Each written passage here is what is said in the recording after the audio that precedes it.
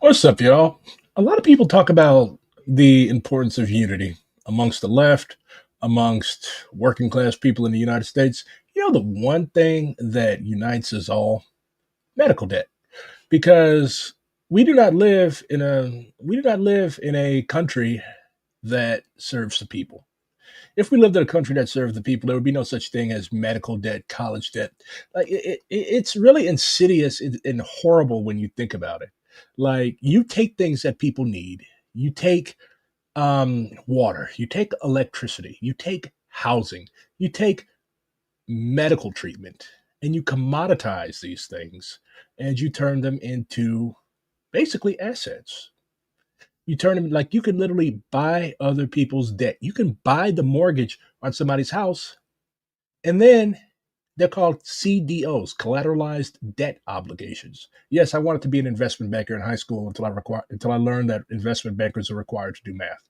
And I hate math, especially when the letters are mixed all up with the numbers. So fuck that. But yes, you were spared the atrocities and horrors that investment banker Redguard would have unleashed upon America. Anyways, we've got a couple other comrades. People are going to be in and out all stream, but we've got Drew and we've got Dallas, both of which are from Kansas City. Midmo people, if you don't know anything about Missouri, you got like four like big urbanized areas. We've got STL, which is objectively the best city in Missouri. We've got Kansas City, which smells like piss. And we've got Columbia, which is in the middle of Missouri, hence it being called Midmo. They plopped the college there, Mizzou, go Tigers. And before that, I guess it was a farm or some shit. I don't know. My family left the farm in Mississippi, and I really don't want much to do with farming. But and then we have Springfield, which is the capital of the Ozarks, with all the horrors and shitty things that entails. But I'm BRG. You know me. I'm in STL DSA. I'm actually on the executive board of STL DSA. Yes, join DSA, and you too, as a Maoist ultra left revolutionary, can rise high in your chapter. Um, so we also have two comrades from Kansas City, as I've already mentioned. So, what do you JayHawks have to say? Isn't that what they call y'all, JayHawks? Well, Dallas will probably answer that better than I can. I moved to Missouri like less than a year ago, probably Damn seven. Yankee. I know, 7 months ago. I'm a Yeah. Midwesterner through and through, though. From Yeah. where? Originally Wisconsin. Yeah. I know, good time. It was a fun place. I had the school's budgets halved with the good old Scout Walker years when I was a high school student. That definitely Yeah. was. Look, I think it's still better than some of the Missouri government politics right now with overturning Prop A and Amendment 3, trying to strip that away from us. But Yeah. yeah, no, I've been very active in this chapter. I think Kansas City's great. St. Louis, second best, probably in the state, but strong Get KCMO. out. Let's go. I'll let Dallas probably say whether or not we're Jayhawks or whatever that was because I'm still learning the culture. Damn, Um, damn I, Yankee transplants. JayHawks is a college team, I believe, and that's not my forte. But yeah, we're all about the Chiefs here, though. uh, my name's Dallas. I'm treasurer of Kansas City DSA.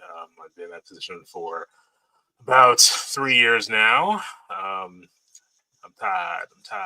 But no, I'm still. It's been a good year. We're still going, and I've lived in Kansas City most of my life, except for when I went to college. I went to college at Iowa State. That was a interesting and fun experience. But I'm glad to be back in the city. And yeah, that's me. Okay, awesome. And we can roast our comrade from Midmo when he comes in at 6 o'clock. But yeah, we've got a lot. Well, we've got quite a bit of bullshit planned for y'all tonight, and I say bullshit in a good way because one of the major ways that leftist organizations like DSA can help with medical debt and like take a little bit of the burden off of our class siblings is through buying up and forgiving um, these debts. So The Missouri chapters of DSA collaborated to raise money for comrades that are struggling. So why do we do this? Because the American healthcare system is broken. Broken. Honestly, I would say it never worked. Roughly 10% of the country is uninsured, and even those who have insurance often struggle to afford the care that they need. People are forced to choose between paying for their prescriptions or being able to afford groceries.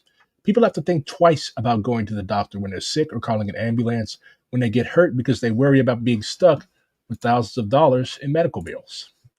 And across the country, approximately 20 million people are saddled with at least $220 billion in medical debt.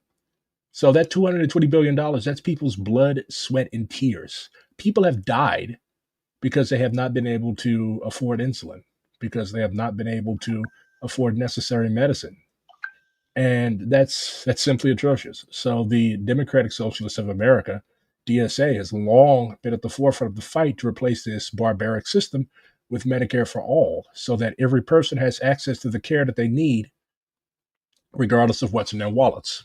As long as the existing for profit system remains in place, it will continue to burden working class people from the service industry to the music industry. That's why the Missouri chapters of DSA are partnering with Undue Medical Debt to launch the Midwest Socialist Phenomenon to raise money to purchase and eliminate, write off medical debt for working people across the Midwest. Every dollar raised will help us erase approximately $100 in this odious, noxious debt.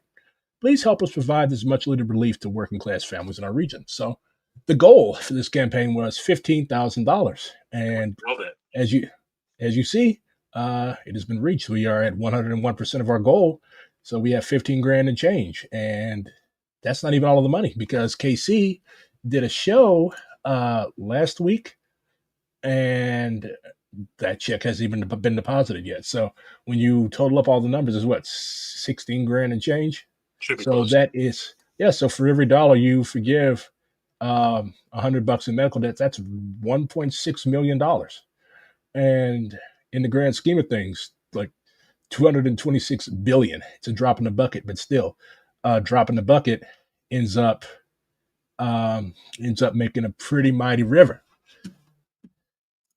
You're reading about Washington's HSA as precursor for ACA and how both were strategically established. Why does the left love acronyms? What does the fucking government love acronyms so much? I do not know what either of those things mean. Well, I know what ACA means, Affordable Care Act, but I don't know what the HSA. Are you talking about George Washington? Is that a health savings account? Yeah. I'm not sure what that. I guess ACA allows those. Mm-hmm.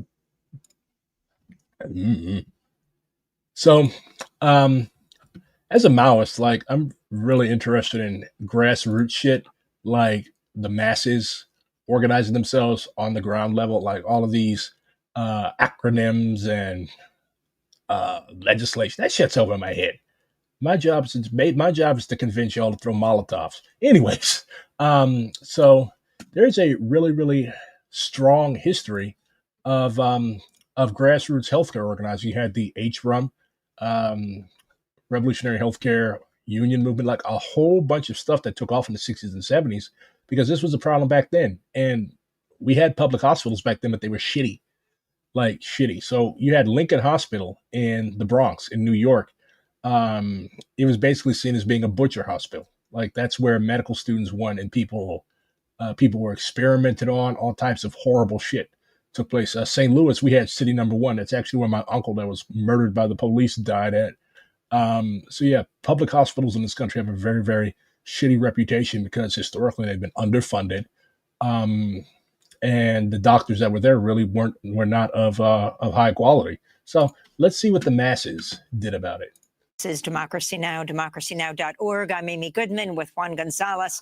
We look now at an extraordinary new documentary called Takeover that follows the 12 historic hours, July 14th, 1970, when members of the Young Lords took over the rundown Lincoln Hospital. If y'all are in the business of giving presents, July 14th is my birthday, by the way. I share a birthday with France. Horrible, I know. Hospital in the South Bronx. The Young Lords were a radical group founded by Puerto Ricans modeled on the Black Panther Party. They drove out the administrative staff of the hospital, barricaded the entrances, made their cries for decent health care known to the world. This is the trailer to the film Takeover. This is a story from New York. Not the New York of Manhattan, Broadway, but from perhaps the toughest square mile in the city, in the South Bronx. I was 14 years old when I joined the Young Lords. The Young Lords were a street gang that became politicized by the Black Panther Party. We became visible as servants of the people. One of our targets was Lincoln Hospital. That building was condemned 25 years ago. Condemned for rich people and opened up for poor people. It was a place that you went. That's a major thing in America. Like, it's kind of like white flight. Like, oh, what's up, German? It's kind of like white flight. Like, white people, they run buildings down and then they leave neighborhoods. North St. Louis was done like that. And they leave these neighborhoods, and then the slumlords, they still control the building, so they pack them full of as many black and brown people as they can and charge exorbitant rents. Like, right. People don't understand. Like, rent in the hood is higher than rent in so-called decent areas. Price of food in the hood.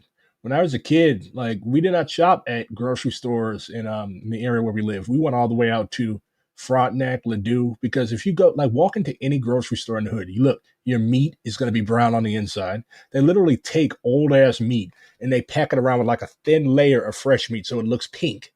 And then you break that shit open. My grandma literally showed me this. We went and we bought a pack of hamburger meat, of ground beef at the Schnucks. It's a local grocery store chain. We went up there and we bought one at Union and Natural Bridge. That Schnucks there, so we bought one of those. And then we went out to Ladue, richest neighborhood, richest city in Missouri. Went out there, we bought a pack of hamburger. Ladue meat, it's pink all the way through. Northside meat, it's brown on the inside. So, and they charge you more than they charge you in Ladue. So, same thing with housing. Like, to live in a slum, it's more expensive financially and like quality of life, because the slumlord doesn't care if you have rats. The slumlord doesn't care if there's a big ass hole in your roof. The slumlord doesn't care if the drip up under your sink has popped a hole in the floor. They don't care, because it's after you leave, after they either put you out or you leave in disgust, all they're going to do is do the landlord special and rent it out again. Maybe even jack up the rent a couple $100. So that's right. And you know, the fact that they're able to make such a larger profit over, you know, poor neighborhoods, that also allows, you know, that's also kind of an indirect subsidy for other areas to kind of balance their things off of the working class neighborhoods. That is very, very true in this city as well. Yeah. Went to die. Lincoln was called the butcher shop. Blood stains on the walls, blood stains on the floors. And there was a rat in the emergency room. We have seen children get lead poisoning while hospitalized at Lincoln Hospital. And we felt now is the time for us to say exactly how we're going to respond to the killings of our people.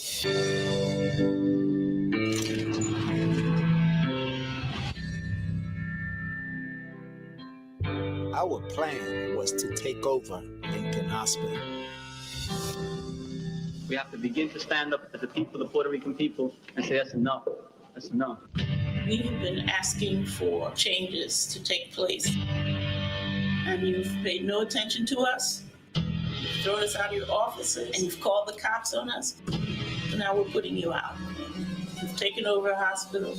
We're going to run it. You're out, and I will walk you to your car.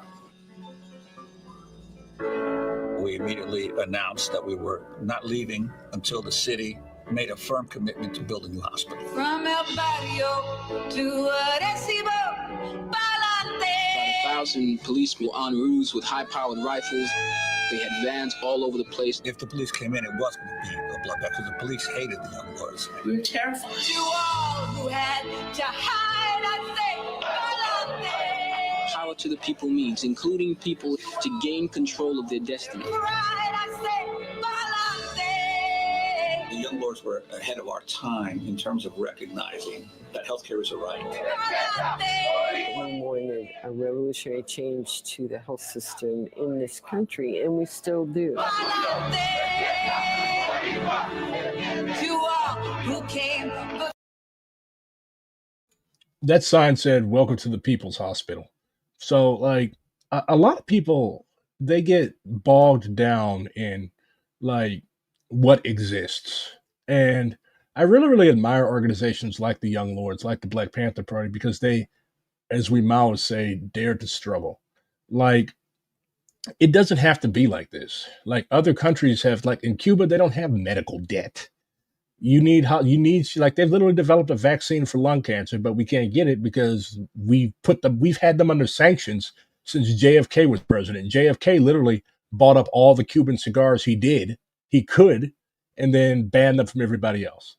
And they've got so much stuff down there. We've got so much stuff that we could share between each other, but because of the US being salty and the Gusanos being salty that they can't have slaves anymore, they sanction them. So and then you had the USSR fell apart, so they had a special period, but a lot of really, really creative shit was done down there. Um, Major developments in hydroponics, especially because they had to feed themselves. But anyways, like, one thing that I've noticed about Americans is that, like, we'll talk shit about the boss. We'll talk shit about medical debt. Oh, I'm not paying that fucking bill. Fuck that. I'm not paying. No, fuck that. And then all that's going to happen is they're going to slap it on your credit report, and then you're fucked when it comes time to get another car, get a house, or anything like that, because you've got all this shit on your credit. And, like, the very concept of a credit report, like, people poke fun at the Chinese for having a social credit system, which is severely misunderstood.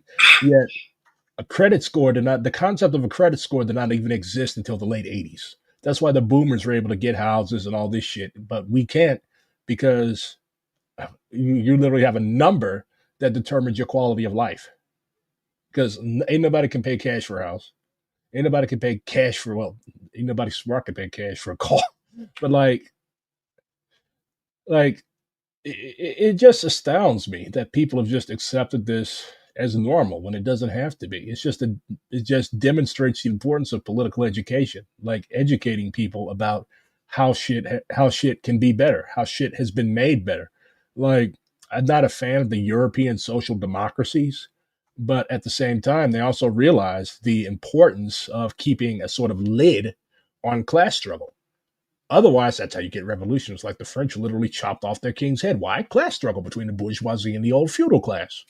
And countries with this type of history, they're like, you know what? Yeah, we don't want communist revolution in Britain. Of course, the Brits are pretty conservative people, working class or otherwise. I don't see them dragging old King Chuck out and chopping off his head on the mall. But, like, that's why NHS, that's why the social democratic systems in Norway and Denmark and all this stuff, like, these countries still have kings, but at the same time, they also realize the importance of bringing the workers' movement into the government. Like, that's, of course, it's a form of class collaborationism, but it is somewhat slightly more advanced quality of life wise versus the United States, where you're basically on your own. Right. And yeah, the Missouri legislature just recently overturned city's ability to prevent landlords from discriminating based off of things like credit scores. You know, and you make a real good point. I mean, that how is that not a social control? Mm-hmm. You know, so of course those are the people who would like talk about China, right? Yeah. And when you were talking earlier about, like, liking these groups that, just have, like, a radical imaginary, the ability to believe in something else and not just work around the edges of what currently exists. The young lords taking over a hospital and saying, hey, this could be different. It was just reminding me of a book that I was looking at earlier today, Race, Time, and Utopia. It's about, like, kind of Black utopian politics and, like, Marxist movements, and kind of using utopia against itself, where these people didn't consider themselves utopian, but they were able to imagine kind of that disjuncture and something different and separate. And any sort of, like, radical imaginary is needed in leftist politics. Otherwise, are we just creating the Affordable Care Act and subsidizing private insurance companies, or are we imagining a better future and something actually liberatory?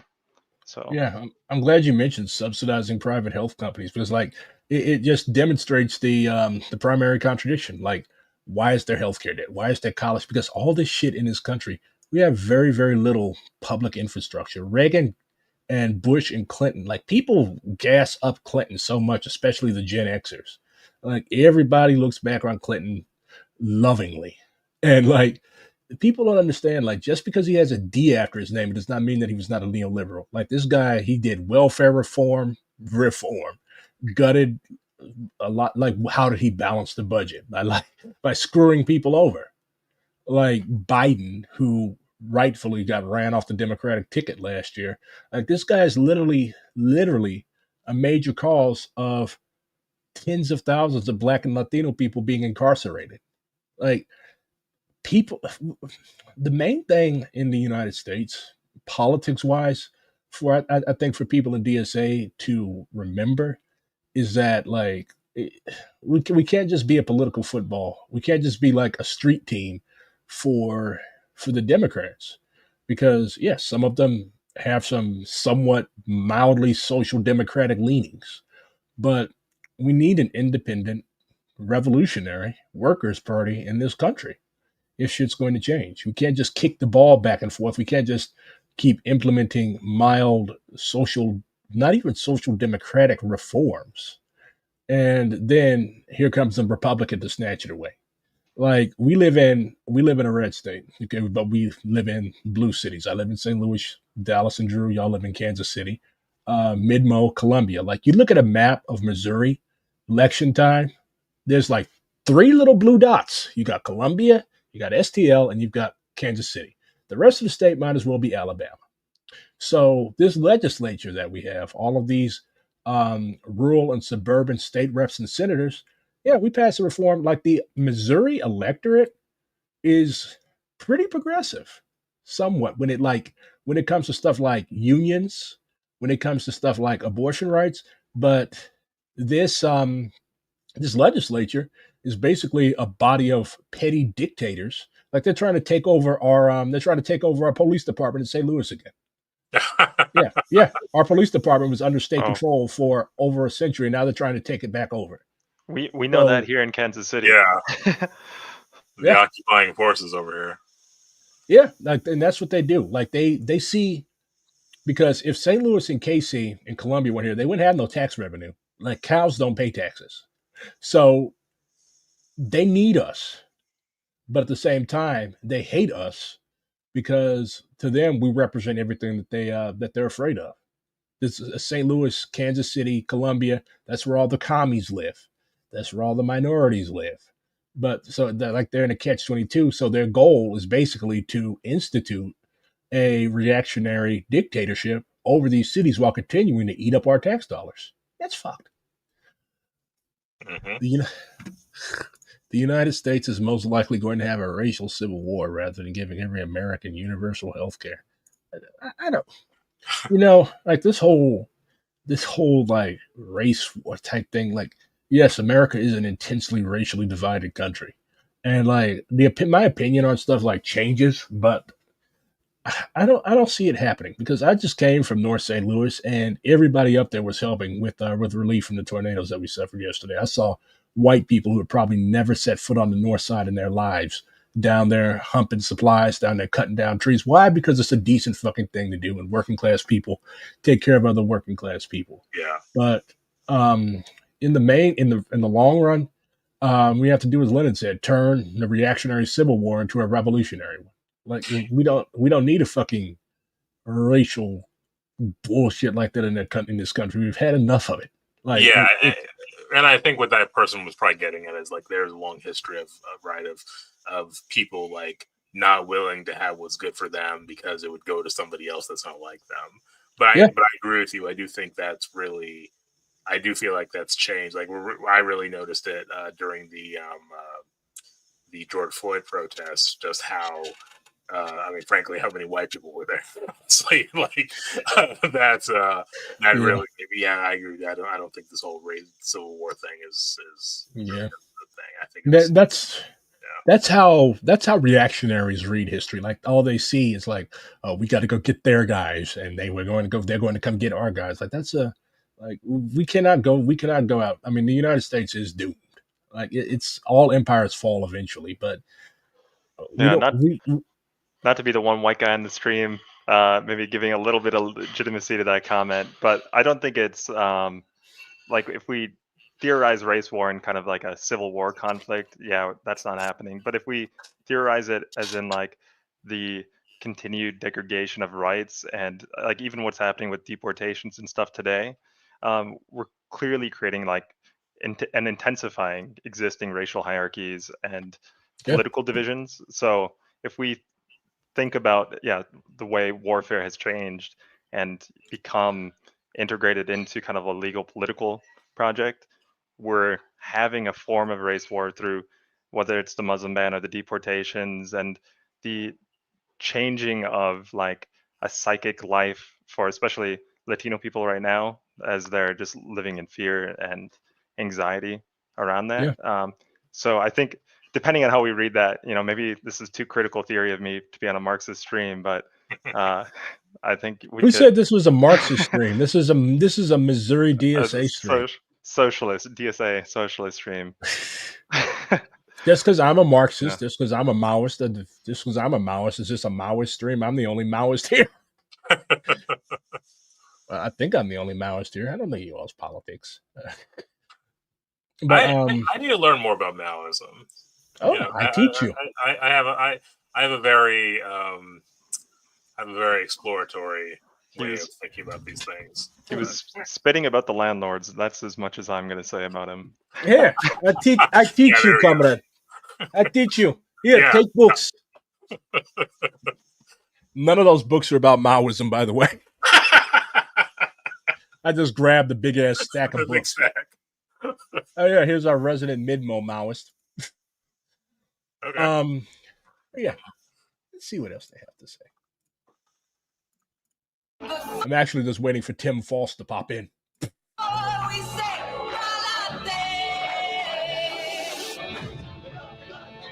Because no oppressor is invincible.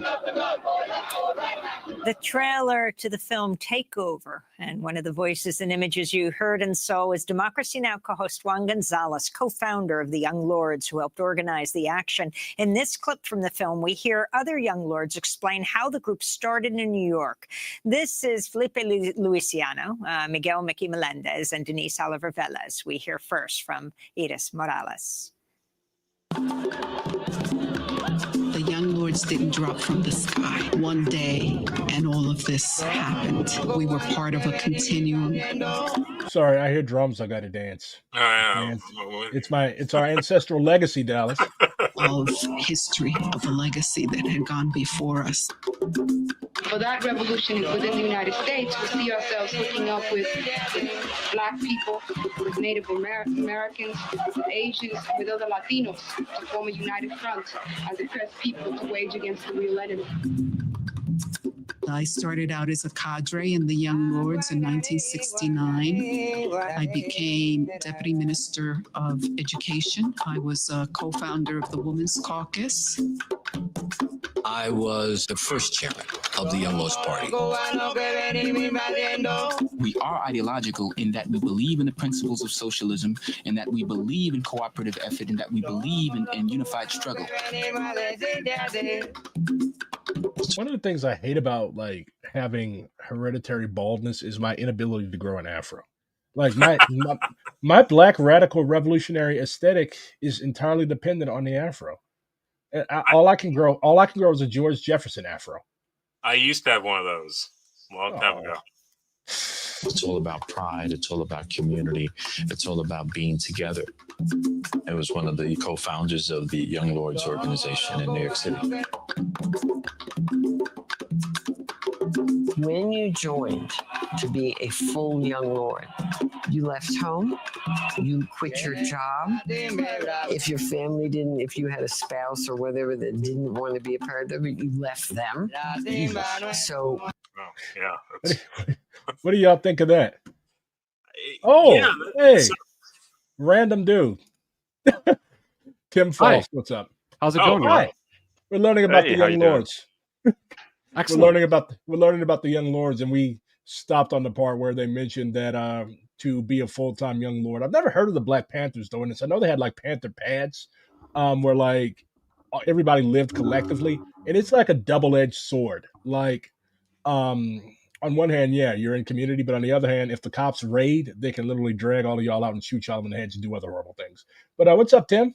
Not much. Just living moss in Milwaukee, Wisconsin. Ew, that sounds like Another Wisconsinite. Let's go. That's right. Ew. I've never been to Wisconsin, and I never have any. I don't have any. I don't have any desire to go there. I don't know Milwaukee's why. Maybe it's great. because. Maybe it's just because. Cheese, right? Maybe it's just because y'all are just Missouri with cheese. I don't know. That's certainly But, accurate. We've got the big yeah. lake too. They did bring Yeah. me some good beer, though. Yeah, That's big honking ass lake. I brought some spotted cow to our Missouri comrades here. That's You're trying to kill us. That's what you're trying to do. You moved to Missouri to wipe us all out. So this is Tim Faust. If you're not familiar with Tim Faust, you should be familiar with Tim Faust. Let's make you familiar with Tim Faust. That's a great freeze frame of me. All developed countries, it is America that is the most dangerous place to be sick, the most dangerous place to be pregnant, the most dangerous place. Not gonna lie, Tim, I like this aesthetic more than what you have now. This 70s cop / porn star look. Yeah. That's an amateur wrestling MC, right? Yeah, I used to run a wrestling league in Austin, Texas. Okay. To be gay, the most dangerous place to be old, and one of the most dangerous places to be disabled. That's why people all across the country are organizing for Medicare for all, or federal, universal, single payer, and why over 70% of the population, regardless of political affiliation, supports abolishing the private healthcare industry. Right now, many people rely on their workplaces to provide them with health insurance. These plans cost employees thousands of dollars a year in garnished wages and reduced wages, and they usually provide bad coverage with high deductibles. Instead of having a bunch of private insurers with their fragmented customer bases, each seeking to avoid taking care of unprofitable sick people, we can have one publicly owned, publicly funded insurer, a single payer, with a legislated mandate to cover in full all care for all people. What's more than that, once the federal actor bears the costs of providing care and the risks and costs of not providing for care, it can finally be used as a tool for realizing health justice. Health isn't just what happens inside a clinic or inside a hospital or inside a doctor's office. It's 1,000 components of our daily lives which intersect to drive our health outcomes. If your people are suffering because they don't have a place to live or the places to live are unsafe, then housing is healthcare. And you build better, safer housing to bring healthcare costs down. If your people are suffering because they don't have access to healthy food to eat, then food is healthcare. And you provide them with affordable food options to bring healthcare costs down. Suddenly, the government is incentivized to take better care of its people because it makes the cost of healthcare less in the long term. Prevention of sickness, prevention of chronic disease is always cheaper than treating one. A single payer is not the goal, right? It's not a sufficient goal. It's just a tool, an important tool. Health justice is the goal. And when we fight for health justice, we all fight side by side because economic justice is health justice. Environmental justice is health justice. Reproductive justice for those who want to reproduce and those who don't, that's health justice. And justice for Black lives, justice for brown lives, justice for trans lives, justice for immigrants, justice for people in prisons, and the well-being of all people, regardless of age, gender, race, or creed, that's health justice.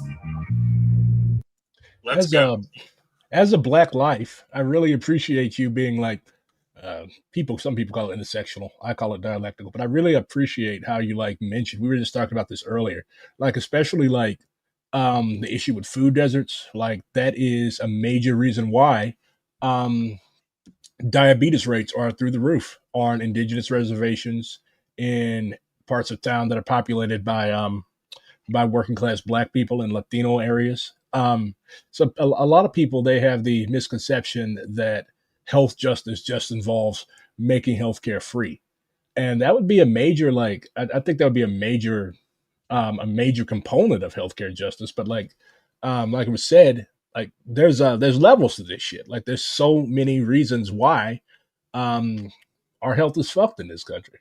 Like you go to a store in a wealthy neighborhood of Whole Foods or something like that, you've got a variety of options. You go to a grocery store or a small bodega. Well, that's what they call them on the East Coast. We call them corner stores here. But you go in the corner store, you see nothing but like little Debbie slop and Mhm. crap like that. And then you wonder why everybody got diabetes. You wonder why everybody got colon cancer. You wonder why like everybody's everybody has all these health problems. And it's given rise to a lot of conspiracy theories, like, oh, they put this stuff in our communities to make us sick, to kill us. And to a certain extent, like that's true. Like you mentioned environmental justice. Like why are there smelters? Why are there trash dumps? Why are there all of these factories, steel mills? Like, why do they put all this stuff right on top of or right next to Black neighborhoods? Or why are Black neighborhoods built around these things? Because I mean, they want to reduce us so that they can like make us easier to control. Like if you're constantly sick, if you're fucked up from diabetes, then you're not going to be out there rioting. If you've got medical debt, if you've got any other type of debt, your focus is going to be on maintaining a job or maintaining some type of income so that they don't come repossess your car or so that your credit isn't shot. So the fact that they want to keep us on constantly teetering on the edge of precarity, like that's not a conspiracy theory. That's the truth. Yeah, and I mean, everything you're saying is obviously dead to rights accurate. A lot of different factors shape the way people experience their health or whatever, right? Like all the inputs and components of living a healthy life, being free in your own body. But the entire structure of how insurance works in the US when it's tied to employment, for most people, like that's also a way of keeping people on the edge, right? Like if your shitty boss determines whether or not your kid gets cancer care, you're not going to strike. It's going to be harder to unionize. The kind of stapling of healthcare and like the permission to receive healthcare to employment was largely like an accident of history. But it certainly serves a role of reinforcing the role of, or the dominance of capital over labor. And that's one of the reasons that I like things like Medicare for All is, again, like I said in that video, and boy, is it weird to see a video of yourself from 7 years ago. Things like single payer aren't like an end goal. They are simply tools for striving toward a better tomorrow for all of us. They're necessary but insufficient. That's the clause that I always like using that gets thrown around a lot. Yeah, necessary but insufficient. And as somebody that's like from like a revolutionary Black radical Maoist tradition, like it's a happy medium between fighting for necessary reforms and being a reformist. Like, no, like getting single payer healthcare is not the end all be all. The end all be all is instituting a worker run, worker led society.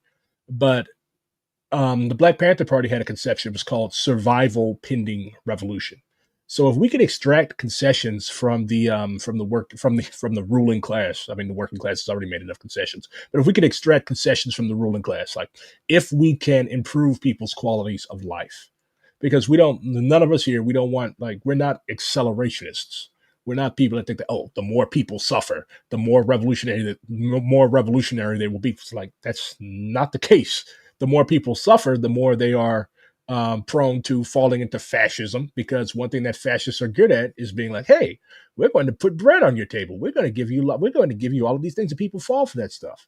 Like 20% of Black people voted for Trump. Why? Because they thought that the Democrats, which to a large extent have dropped the ball when it comes to running cities in which most of us live, the Democrats were cutting us a raw deal. So in true political football tradition, some people decided they wanted to give the Republicans a shot. So when we talk about politics, like we have to I understand that there's reasons why people do stuff. Like there's a reason why West Virginia want overwhelmingly to Trump. And mind you, these are some of the poorest people in the country. Why? Because like these people have horrible lives. They want somebody, anybody, even a right-wing fascist populist to tell them that everything is going to be okay. You've got something similar in the Medicaid fight right now, right? Which is that, like, simultaneously, the overwhelming majority of Americans like Medicaid. 75% of Americans like Medicaid. 2/3 of conservatives self-identified like Medicaid. But Medicaid cuts are being kind of pushed under this envelope of fraud, abuse, and waste, trying to root out, undeserving people who receive Medicaid, which is often just a way of people expressing the fact that, like, look, my life sucks. A bunch of shit is going on. There's a hypothetical other person, the immigrant, the poor person, whatever, the poor single mother who is getting things that in theory getting things that I need, and I feel fucked over, and I'm mad that they're getting, a free ride, which of course isn't happening. There is no free ride. It's not possible to like keep it easy and be poor in America. But there is like a stoking of this fear or whatever, right? Like this other person's getting something you deserve too. Let's punish them for getting it, when that's not actually happening. It's a big lie and excuse they use, but it's at the core. I think a lot of these like anti-benefit program like transfers of wealth. It's a lie they use to gain popular support for what's ultimately, at least in this tax cut, a $5 trillion transfer of wealth from working people to the top 20%. Yeah, like in working class communities, the reason why there's a lot of anti-immigrant sentiment in working class communities is because like there's this stupid conspiracy theory. It's basically a remix of the old 70s 80s welfare mother driving caddy myth. Like you have people like growing up, I heard this shit. My older uncles, my older cousins, they're like, oh yeah, these foreigners, they come over here and they give them hundreds of thousands of dollars in loans. That's how come they own all the gas stations, all the corner stores. I'm like, no, they don't. They had money when they came over here, some of them, or some of them worked their fingers to the bone to save up to be able to over. Like America does not give like it kills me because like that doesn't even make sense. Yeah, why would in a lot of cases? Like the Republicans are pushing a myth that they imported 20 million voters. Like they just had to go vote here. Like that was the case in the early 1900s, but not anymore. Mm-hmm. And like why would the Biden administration pay billions of dollars to house Venezuelan and Mexican and Salvadorian migrants in luxury hotels? Like I've known migrants, like these people's lives are shitty as fuck. For one, they're constantly having to dodge la migra. For two, they work their fingers to the bone for bosses who know that they're undocumented. As a matter of fact, they hire them simply because they're undocumented, because if they start talking strike action, if they start talking about, hey, you need to stop paying us $5 a fucking hour to do backbreaking work, they can't do that because all the boss is going to do, of course, he'll pay the fucking fine. All he'll say is, I didn't know they were undocumented. They use fake papers. But he knows good and well that they're undocumented. So I'm okay. This is how you want to roll. I'm going to call La Migra. And that's how a lot of those ranchers and vegetable farmers in Arizona and California, like they literally make these people work in wildfires. Like these people are not getting shit. But like you said, because then the notion that somebody else is getting something that you feel that you are also entitled to, that notion is what drives a lot of reactionary political sentiment in the United States. It's like the Obama phone crisis, if you recall that, from like 2009, which is a phrase that I still love, like the notion of the Obama phone. Obama didn't even institute that system. That was Poppy Bush. Mm-hmm, mm-hmm. Yeah. So a few questions from comrades in our chapters. So we just finished a grassroots debt jubilee campaign, the Midwest Socialist Fundenomenon. That was the to this day, I have not even attempted to try to say that. Blame me for that one. Yeah. Yeah. So somebody was a what's the singer's fan? Do you know the singer? Chappelle Rowan. Rowan. Chappelle Rowan. Did I say that right? Chappelle Rowan. I pronounce it like that, Chappelle Rowan. Yeah, somebody was a Chappelle Rowan fan. Yeah.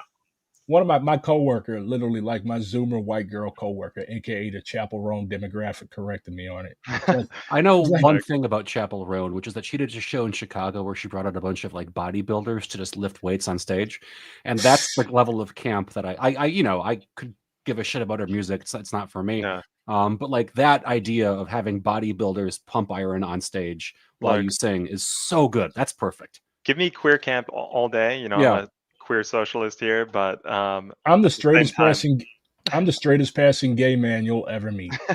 Like every time I tell somebody I'm gay, they're like, "You're fucking bullshitting." Like, no, you're not. You're married and you have kids. I'm This like, is a "No, I'm total not." tangent. Can I take you guys in a tangent for like 2 minutes? It's okay. You're here for tangents. So I run a movie club here in Milwaukee. I wanted to make friends, so I thought I'll rent out like the back room of a bar and I'll screen movies. Let's go meet people. And it's grown in popularity. And a couple days ago, we screened this Japanese film called Black Lizard, which like nobody has seen, never got a DVD release. I have like a shitty VHS rip from like the 80s. And the premise is it stars Miwa. I forgot what her first Akihiro Miwa, who was like a real life drag queen in the 60s, who lived as a man and performed exclusively as a woman, was like a Nagasaki survivor, was like a polyglot, insanely like interesting person who plays a jewel thief and a kidnapper. And there's a detective that falls in love with her. And it's like super gay. It's super campy. You know, it's never like revealed whether or not like that. Like there's a lot of like queer tension, a lot of queer camp, a lot of romance, which like for a movie from Japan from the 60s is super insane. It's got kind of shit I never would have thought I would have seen in a movie from that era. So if you can get a rip, I recommend it. It's really, really fun. I learned what obscure. I've learned what obscure Japanese film I should be watching. Yeah, it's good. Yeah, I don't know. I was kind of. Has anybody here seen Grave of the Fireflies? I've heard it's great. I haven't seen it. Yeah, great movie. It is. It will fuck you up. It will fuck you up. I have never cried in a movie before I saw that. Well, I saw that when I was like 7, 8. So oh my god, my first tears, but oh, but a lot of tears in that movie since. Yeah. So few questions from our chapters and from the audience. So we just finished this grassroots debt jubilee because we figured, you know what, it's fucked that people have to live like this, and as socialists of various stripes, it's kind of our job to do something about it. Because like when we do things, it has to be in the service of a greater political goal. But on the other hand, like doing stuff like this, it's just objectively good. So for every dollar we raised, roughly roughly $100 of debt are able to be purchased, you know, and like hand waved away. So we have more funds coming actually. So I think at the end, this is going to total out to be 16 grand and change. Either way, very, very good. So what do grassroots debt jubilee campaigns like this, like how do they help organize people? Sure. Well, I mean, I'd love to hear that from you guys because you're the ones that planned it. But I will give you a couple of opinions I have on debt jubilee campaigns. One of which is that like I think they are amazing for organizations to do. I think it's cool when churches do it. I think it's cool when like food pantries do it. I think it's cool when DSA does it. Amazing. Like mutual aid gets shit on sometimes, but I think it's a great way to like make inroads with people, whatever, right? Like you got to meet people where they at, and if they're under the like 4/10 of Americans have medical debt, and I think it's 2/3 of Americans who have medical debt don't get healthcare they need because they're afraid of the cost. Like that's literally been me in the past. And whatever you can do to alleviate that, one, you know, that helps you build a connection with somebody. It helped you, you know, if you can make that one-to-one connection, some consciousness raising and talking about like the broader structures. But two, like I think it's a good demonstration of like shared civic responsibility, right? We all do better when we all do better. Where I get tripped up on medical debt campaigns is when cities themselves do them, right? Because cities have the authority to regulate the generation of debt in the first place. A lot of reason we have medical debt is because not-for-profit hospitals receive way more in tax breaks than they spend in community benefits or whatever, right? There's a hospital in La Crosse, Wisconsin I was just talking to that has $20 million more they receive in tax breaks than they spend in community benefits. And that's like where a lot of medical debt comes from, is these largely not-for-profit hospitals chasing people down and nickel and diming them. And states and cities have authority to help clamp down on that. And I think they have an obligation to, go after the sources of medical debt instead of kind of like letting it run through the system and hand waving it away later. So there's like a tension there, like things I think people can do that the grassroots can do, while also creating pressure on power to actually address, where debt comes from. But I would love to hear how this campaign went. I mean, it seems like the people that are watching this were part of the campaign, so perhaps they already know. But I'd love to hear like how it went, like what's up, like the kinds of connections you've made, and what it's meant for your chapter. Yeah. I mean, hopping in there just because I helped plan some of the music fundraisers and the comedy show that we had with the Kansas City chapter, doing fundraisers, connecting musicians and comedians to this campaign.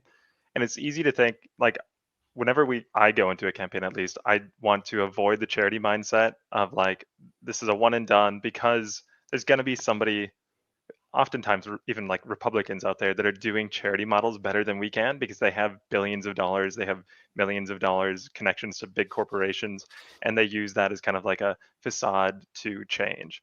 So the exciting part of a campaign like this for me is I was in there talking to a lot of musicians that did these shows for us for free, and this campaign for free, and then being able to use that as a conversation to the wider politics of it all, being able to insert not just a like political oriented maybe comedic set, but then a in-depth conversation with a couple of KC DSA members to be able to talk to an audience that maybe doesn't get the DSA pitch every single day. Mhm. Yeah.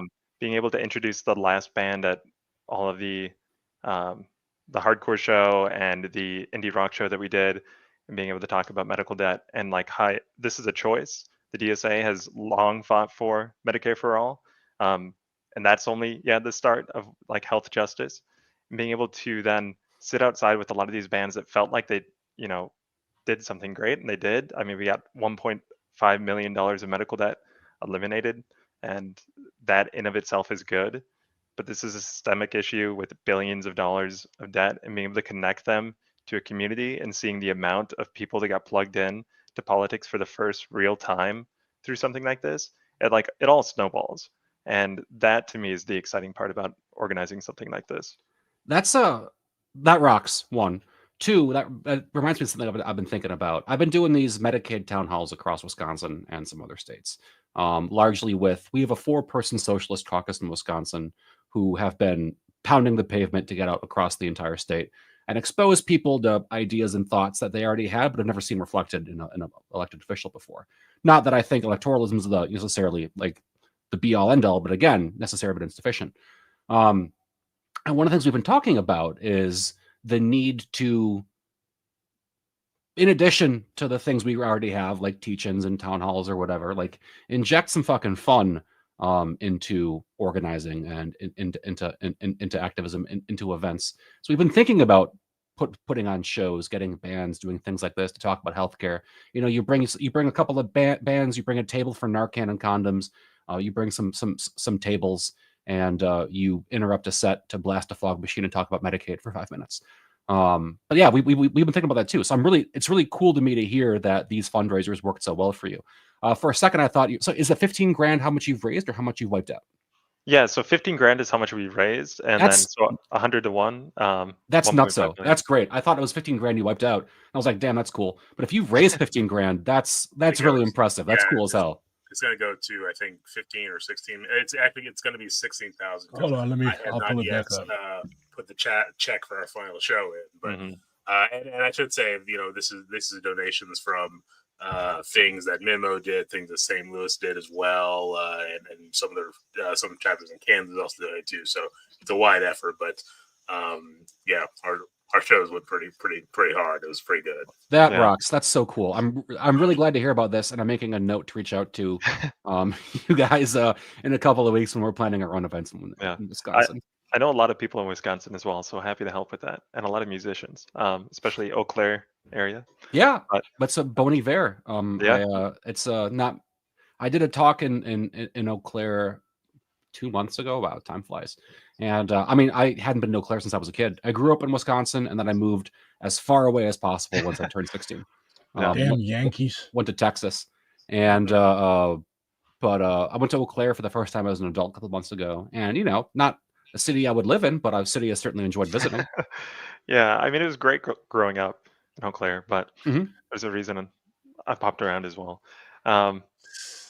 But I think one fun thing about, like you were talking about, connecting people to that campaign, having been in the DSA and politics for ever, I've been, hey Harper, been Hey. doing like political events, running a anti-imperialist club back in high school in Eau Claire. So there's a certain type of people that show up to that, and You ran an usually, anti-imperialist club? That's like the yeah, opposite of Model UN. yeah, no, and then I remember a couple of the other like human rights clubs tried to say like, why don't you just join us? I'm like, it's not the same. But two people showed up. They were both my good friends. It wasn't exactly the most popular club in the world. But with that being said, the type of people that show up to those things are the exact same sort of people that will be at every DSA meeting. And it's not exactly the people that we need. It's not going to appeal to the mass working class when I'm sitting there like, have you seen this about, this country's involvement in this country? Like, You got those to make it people, real for people. yeah, and those people are going to be showing up to Medicare for All fundraisers and stuff, no matter what. They're going to be showing up to the rallies and the protests. But when we do something like a indie rock show, the amount of people that are hearing about DSA for the first time, or I was sitting out and talking to them like over a beer next to my car, just like, hey, what do you know about socialism? And everyone's like, nothing, but I'm interested. It's so cool to see the amount of people that is the exact demographic that already supports kind of the ideals, but doesn't have any of the information, and how big of a, like, how it creates this messaging campaign that the DSA can never reach unless it does things like this. Especially with our chapter here in KC, I feel like a lot of the city knew of the DSA but have never seen us, and then they saw these events and then were instantly plugged in to the socials. I run the Instagram for Kansas City DSA, and I saw all of these bands follow us, all of these people that you click on their profile and it's like clear they're not doing politics whatsoever. But we did a comedy show and we got comedians and fans of comedy in the local scene there all plugging in now to our socialist propaganda, which is That's pretty great. The reason I picked healthcare as a topic to specialize in was because I wanted to impress a girl. But I also went on to find that healthcare, for me at least, universal. Everybody has a story of being fucked over by American healthcare system someplace or another, or someone that they love is, right? And so you can open a lot of doors. I don't necessarily believe that everybody's a closet socialist or whatever, but I believe you can make a lot of inroads with people by addressing the ways they've been fucked over, finding their self-interest in the broader picture. And I've spoken in real small cities and real red states. And even there, you can find people who have also been fucked over by a hospital getting closed in their area, and they want to talk about why. And they've got this vision in their head, and kind of tying it into a broader picture is, I think, useful. My favorite anecdote is that I was living in Boston very briefly, which I don't recommend. And I was working on a book. So I was waking up at the crack of 4 p.m. to go to a bar and like take notes before I'd go right at night. And I go to this bar and I see this guy who I'm like immediately locked into that I'm not going to like, guy I'm not going to get along with, because he was wearing a Trump hat. So I kind of use context clues to figure out what our relationship would be. But I thought, okay, fuck it. Like, I'm going to see what I can do here, challenge by choice. So I go up and I sit next to him and I get a beer, and the Rockets are on, and we're discussing whether James Harden is a respectable basketball player. I said yes. He said no. And we get to talking, and Boston had a heat wave that summer, and a bunch of low-income seniors died, which is what happens whenever there's a heat wave. And this guy was so mad because like his friend's grandmother had died in the heat wave, and he's like, well, why doesn't the government provide air conditioning for low-income seniors? And I'm like, damn, dude, that's healthcare. We can like build off of this. And I didn't convert him to socialism then and there, and I'm sure I wouldn't like the guy outside of that conversation who doesn't vote for things I support. But there's an in, and you can plant seeds, you can build stuff from healthcare in ways that I haven't been able to with other topics, probably because I don't know a lot about them. But I really like healthcare as a cause. I think things like medical debt address like a core anxiety that tens of millions of Americans have, and it's a great in. And I'm glad you guys are doing campaigns around that. Yeah, like Well, yeah, go ahead. No, I was just going to go on a tangent about Fred Hampton. Well, I was going to just say that Fred Hampton's great, but yeah, well, yeah, that's a good opportunity to have a conversation about like why should the government provide ACs, right? Like that, I think is the end that can kind of lead people more to that path about to socialism. Like, why should these things be there? Like, why should they be serving us rather than the rulers? And, right. So yeah. But actually, Harper joined us. He also was a part of the events as well. So I don't know if we wanted to talk more about the events at all. If you wanted to say what you thought about the shows. Yeah, it was super cool. Great experience. And I just want to echo what everybody else has been saying about how great it is to kind of be able to bring people in, right? I think in the marketing world, they kind of talk about like funnels, right? So there's the top of the funnel, which is very broad net, and then there's the bottom of the funnel. So the bottom of the funnel for us might be something like, you're a dedicated DSA member. But I think it's really important to have these events where we can reach out to people who, don't really think of themselves as overly political. And you could have gone to those shows and just enjoyed and had a good time, whether you're political or not.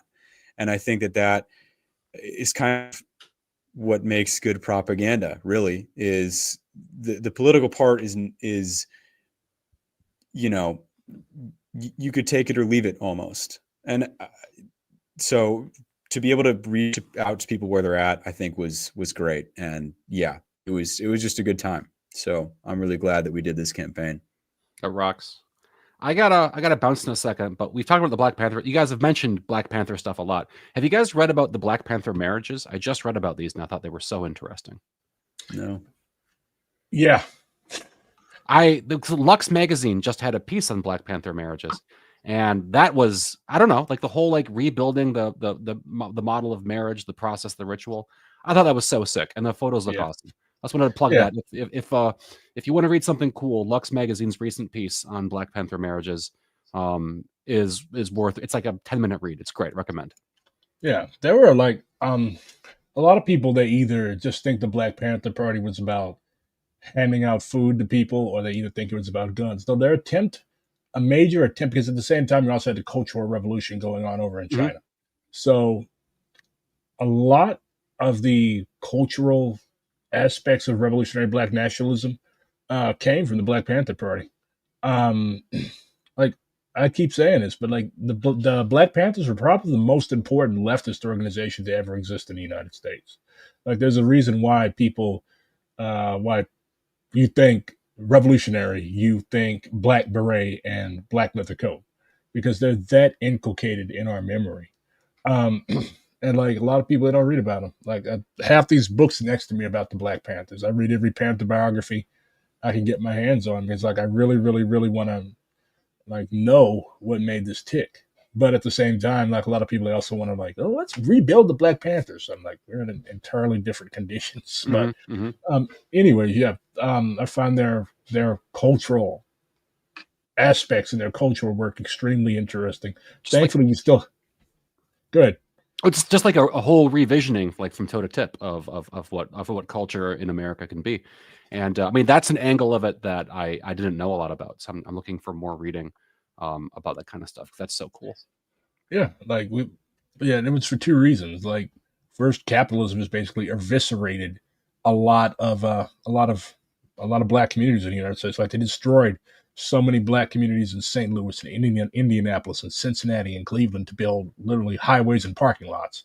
And then for two, there's been a constant search among black people in the United States and black people in the diaspora as a whole to rediscover, reclaim our collective cultural heritage that was stolen from us when we were brought over here from Africa.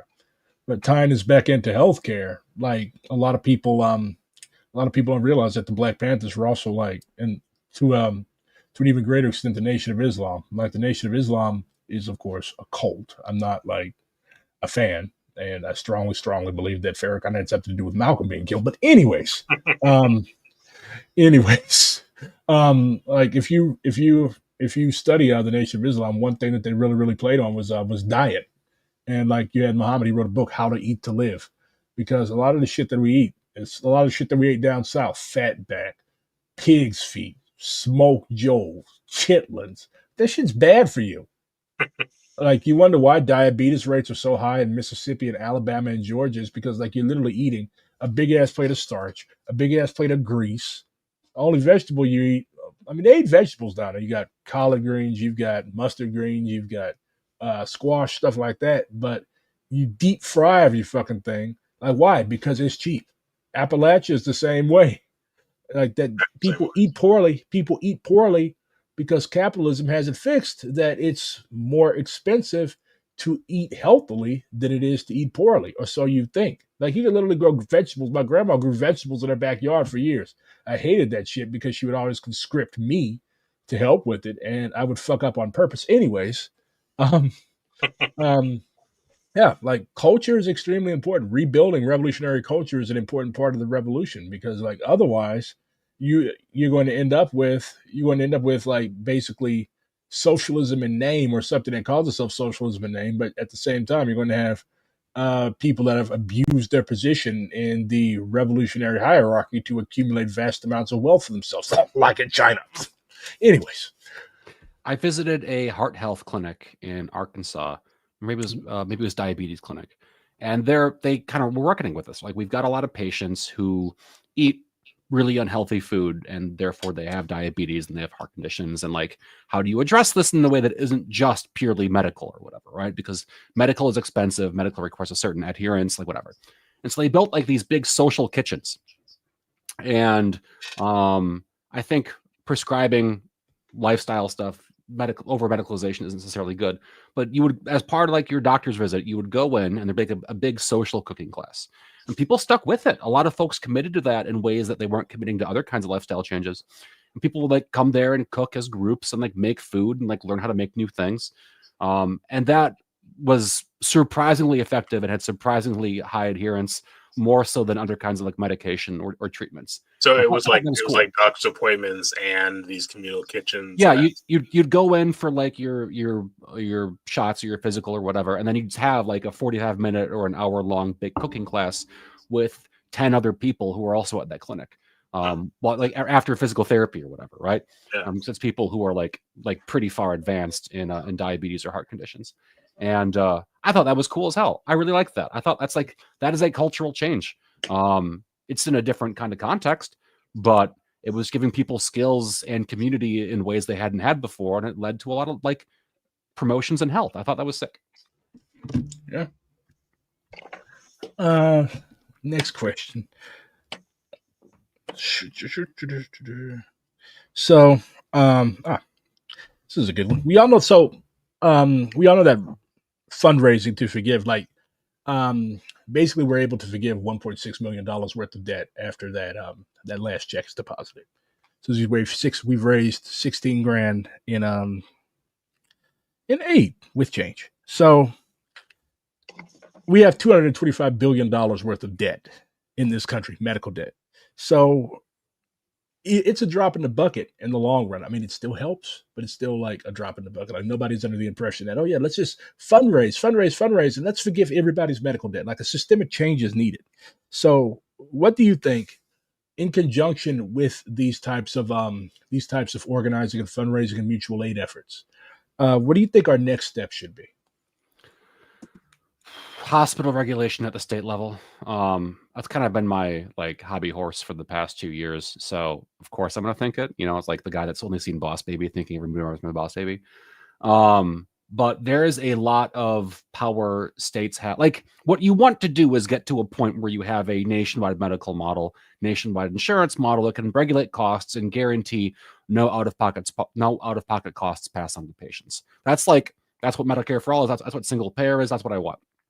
But as far as these things you can do in the current environment, over the next couple of years, regulating, it's a long-term fight. Don't get it twisted. It's not like a thing you can do Right. or whatever. Right. But hospitals, 1/3 of healthcare spending in the US goes to hospitals, and costs in hospitals skyrocket year over year, totally unmoored from input costs. And hospitals are where the majority of medical debt is generated. It's where a lot of the consumer costs and patient costs get built is through the hospital. And they kind of have like carte blanche to do whatever they want in a lot of states. And that is exploitive. It's worker exploitation under a different face. They're also really bad employers often. You see hospitals that have food pantries for their own employees. Like, they're not good, quote unquote employers either. They're pretty rotten toe to tip. Right. And people kind of assume hospital equals doctor, and I like my doctor. That's not how it is. People vilify the hospital administrator as being like the singular like cause of that. No, it's the entire like capitalistic healthcare model, of which the administrator is just like, a vessel or whatever, or a vassal. But there are things states can do to really begin to pull back what hospitals do to patients. Then there's some wonkier policies, and I understand that those are like pretty like small, and they're not like the kinds of broad. You need to have the broad vision of what you do to like prevent the generation of medical debt, prevent the generation of medical costs from being passed on to patients. That's a combination of insurance transformation and care transformation. But I think building a movement in a state which can agitate against hospitals is going to take a while. Hospitals have huge lobbies. Hospitals are very powerful. Hospitals were one of the biggest pushers against Medicare for all back in the 60s. Building a movement that can reimagine what healthcare provision looks like, not like in a like whole like, we're going to do surgery in your backyard kind of thing, but like, no, we demand that these providers of healthcare not operate along the profit model, whether they are, literally a for-profit or technically a not-for-profit. Things which push against that, I think, are really necessary next steps into building a broader thing that you can do it at the state level, if that kind of makes sense. So this might be something more of both a anti-corruption thing in the sense of like corruption by private forces, and maybe a more bring it into the public sphere kind of thing. But the general thing would be just making sure that hospitals are better doing healthcare in a way that doesn't put people in debt. Yeah, I mean, setting the agenda that like the hospital is not necessarily your friend, and they have a responsibility to us, and need to be accountable for what they do to patients and with patients and for patients. I think that's like, agenda setting that's important. And there are things you can do, things you can fight for within that broader struggle. The one I brought up before that I like a lot is, if we are giving tax breaks to a hospital, it should spend that much money in community benefits. That one is like pretty incontrovertible. People tend to agree with it. People are always shocked when they hear it's not happening. But there is massive deprivation of patients. There is massive exploitation of patients. There are massive medical costs and prices generated and put onto patients from these not-for-profits that are like abusing public money, basically, and funneling it directly into $10 million salaries. And so that's a reform that I think has legs. In St. Louis, we have a similar problem with Washington University. It's basically, it fancies itself the Harvard of the Midwest, but like pays absolutely nothing in taxes, yet sucks down immense amounts of both city and county resources. And when we talk to people about this, like, we have a whole campaign to make WashU pay their taxes, because there's no reason why you have this massive institution that sucks down massive amounts of money that does not contribute anything. Like, you've got SLPS, St. Louis Public Schools, like buildings crumbling, school books from the 90s, and kids that go to SLPS, they don't get to go to WashU because their ACT scores and SAT scores and grades are not high enough. Why are these things not high enough? Right. Because like you're basically a parasite.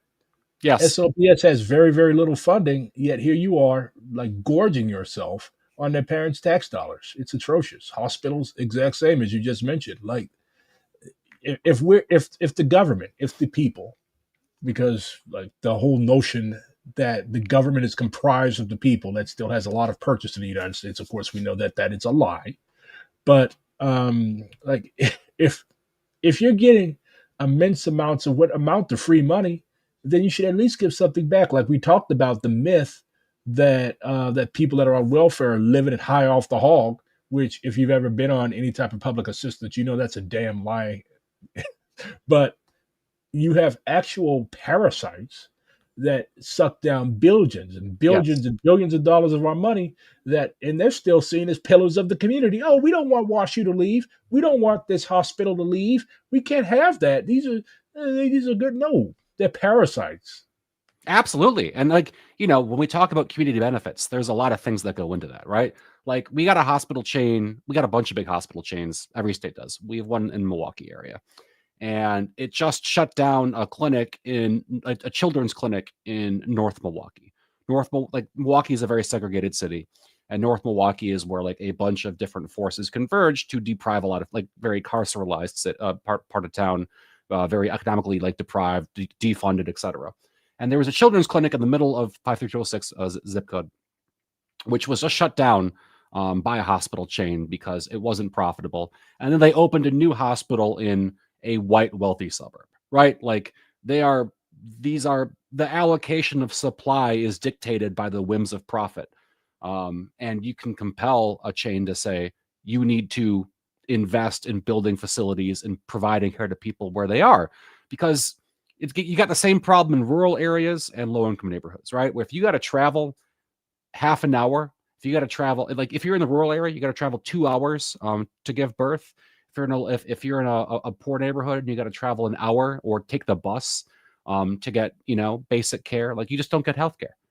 And so reimagining how care is delivered is one big part of it. A more primary care based model, but also compelling these multi-billion-dollar franchises to put facilities near people instead of the continual erosion and pulling out.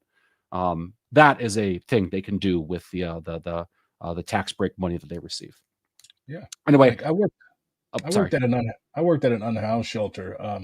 Well, I've been working in shelters basically since I was in college. But like the fact that you just mentioned, like it's really, really hard. Like in rural areas, like in places like the Ozarks, if you have an emergency, they got to come medevac you. Like they literally have to send a helicopter to your house. And same thing in a lot of these areas. Like when I had to call the ambulance for a client, a lot of the times these people just like, oh, we don't come. Like a dude was literally his eye was bleeding. He had some type of hemorrhage.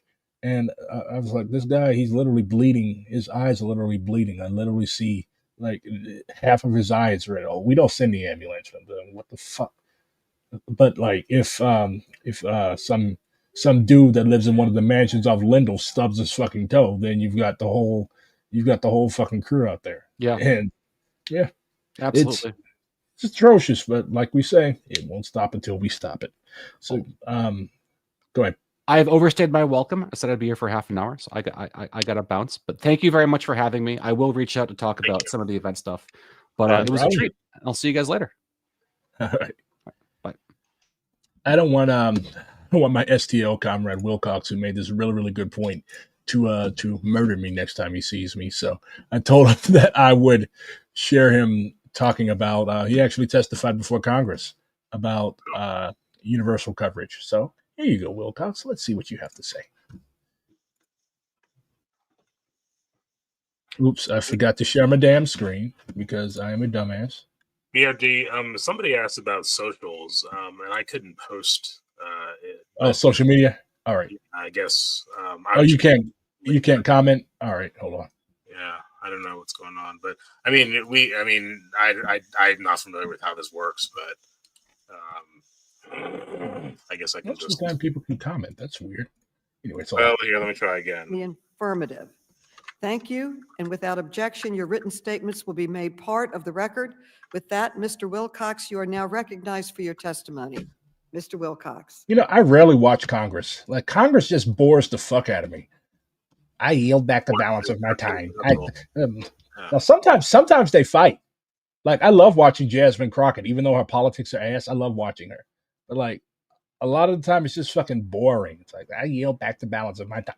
I don't know. Maybe it's just my ADHD, but I hate fucking parliamentary procedure. So you love DSA.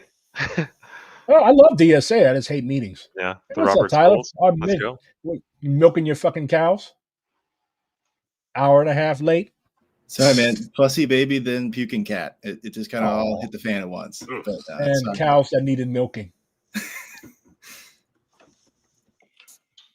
Well, Faust was Thank you amazing. for those kind introductions, and thank you for inviting me to speak. My name is Chris Wilcox. I'm an organizer with St. Louis Mutual Aid, and I work for Red Circle, which is a nonprofit that serves North St. Louis County. My history with healthcare systems in America comes from the perspective of both receiving services and from providing them. I was first diagnosed with anxiety and depression in college before I graduated in 2011 at the peak of the Great Recession. Getting treatment for depression suddenly made a lot of struggles in my life make sense. The thing about depression is that the simplest things, such as So that's Tim's Twitter. Highly recommend you follow him. He's a funny guy.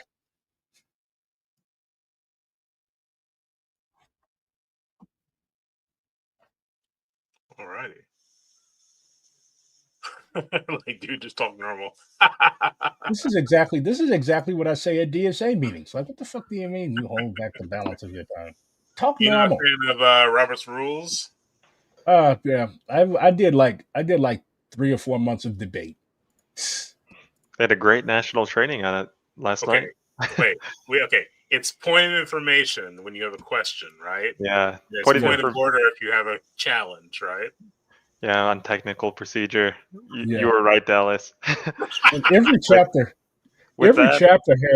chapter has like a freak that is obsessed with this shit. If I have a question, I'm just gonna ask my question. See, I Drew's the one more obsessed than I am, but I in this one area I had it. Hey, I got fucking run, 80. I got run every 88. meeting like you have 100 members present, because one day you're going to, and you're going to need the procedures to make it run effectively. Imagine if it's just 2 people and they're just yelling point of order at each other. Yeah, I mean, if it's 2 people, then I think you have a problem. That's not. Yeah. Plus, like it's not even a real meeting because there's no quorum. That's how me and my friends decide where we're going on a Saturday night. We do Robert's Rules, proposals, amendments. Y'all got issues. Yeah.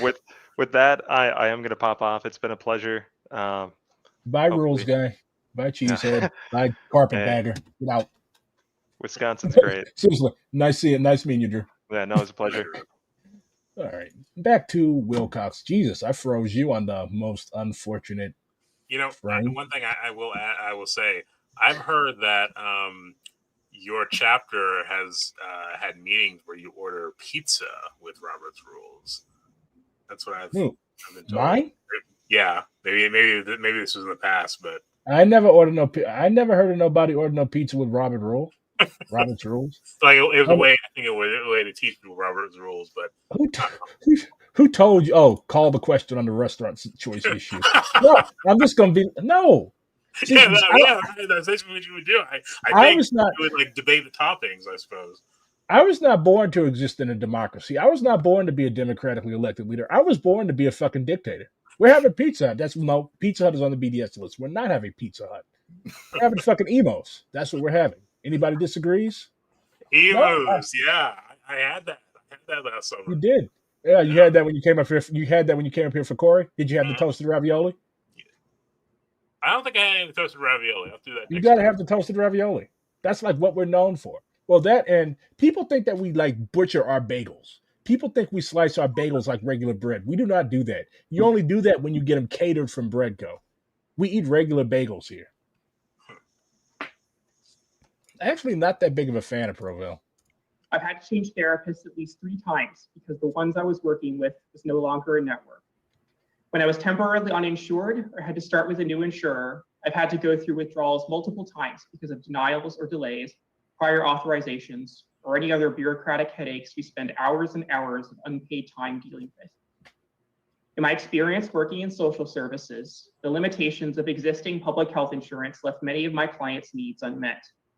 Many agencies operate by churning as many billable services as possible from underpaid and poorly supported staff. Imagine being worried about making your I used to be underpaid and poorly supported staff. I was so underpaid and poorly. You know, at the agency that I worked for, I'm not an MSW, but it's all fucking social work. They literally did not pay us for a pay period. And they're like, oh, you guys want gas cards? They never even gave us gas cards. I'm like, okay, so we're just going to have to scratch and scramble and scrounge. Honestly, I almost quit, but I still like the benefits. And now they gave us like a month's notice. Hey, by the way, you guys have been defunded. This grant has ended. I hate working for fucking nonprofit. How do they get away with that? I mean, they just don't pay you. I actually tried to, huh? They make you work, but then they just don't pay you. Like, how do they? They lied. They lied and said that, you'll get your check when you leave the company, and that did not happen either. But it was just a clusterfuck. We had a really, really good CEO. This was before I came, but he left and went to another agency. So we just had a bunch of corrupt and stupid interim people. And yeah, it's fuck. When you work for a nonprofit, if you're the closer to the top you are, the more you get to gorge yourself. All you do is send emails and go to galas. The people at the bottom, we're the ones that clean up the shit and piss. We're the ones that counsel people through crises. Like, I saw so much fucked up shit, heard so many fucked up stories working in shelters. Like, it's necessary work, but like, they treat their bottom line staff, like the people that are actually in the trenches, like absolute fucking dog shit. That's why the turnover rates at these places are so high. Like, if you want to work at a homeless shelter, you'll work at a homeless shelter, but you're gonna be treated like absolute fucking shit. The place that I worked at before, it literally flooded. It was in the basement of like a century-and-a-half-year-old church. And we had a storm a couple years ago. It was so bad the metro in St. Louis flooded.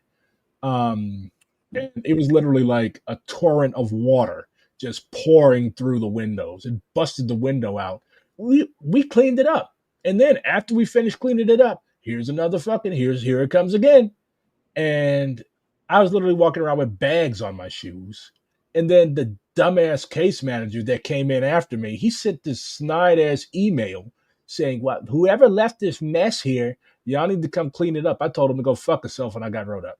Anyways, yeah, I hate working for nonprofits. Never again. Anyways, back to Wilcox. But yeah, I had to jump in on that rant. Everybody that's worked at a nonprofit has a horror story. Unless they're like top level staff and administrators, then they'll love it. I love the work we do in the community. Members while trying to be present for a client that is telling you about their suicidal ideation. One client I worked with was particularly ill-served. She had to borrow money from her brother to get her medications while she waited on Medicaid to establish her coverage. I was advised to reschedule her appointments so that I could pick up others to get my numbers up because she would frequently have to reschedule. Understandable for someone needing treatment for serious mental health challenges. The very day I was given this advice, the same client texted me a call for help as she was struggling with suicide. After I intervened, she went to the hospital for the second time for suicide before she was finally granted coverage by Medicaid. This was while I was having my own thoughts about suicide related to the conditions of my job, but I had put off seeing a therapist for several months because during that time, I was hired late in the year and I would have to pay entirely out of pocket to have the deductible reset in January. These problems exist simply because we choose not to make the commitment to care for every person who needs it. This may be even more the case in mental illness, which can be every bit as lethal. It takes courage and resolve just to seek treatment, as fear of being seen as weak or as making it up in your head only adds to the barriers we've already put between people and care. Without getting the care I needed, I might not even be alive today, let alone speaking to Congress about finally getting the support our people need and deserve. We know what we need to do to make sure that everyone gets the care that they need. Medicare for all now. Thank you. Thank you. The gentleman yields back. Mr. Lyons, you're now recognized for your testimony. Yeah, that's a very, very harrowing account from somebody who has both struggled with mental health issues and also worked as a social worker, helping to assist people that struggled with mental health issues. And the fact that like a lot of the people that we work with are unhoused, like um, the paramedics, the EMTs, yeah, they do their job. Like they're not going to let you die. But just like some of the fucking jokes that I heard, then they go to the hospital hearing that like, oh, they put me out the hospital because they stupid shit.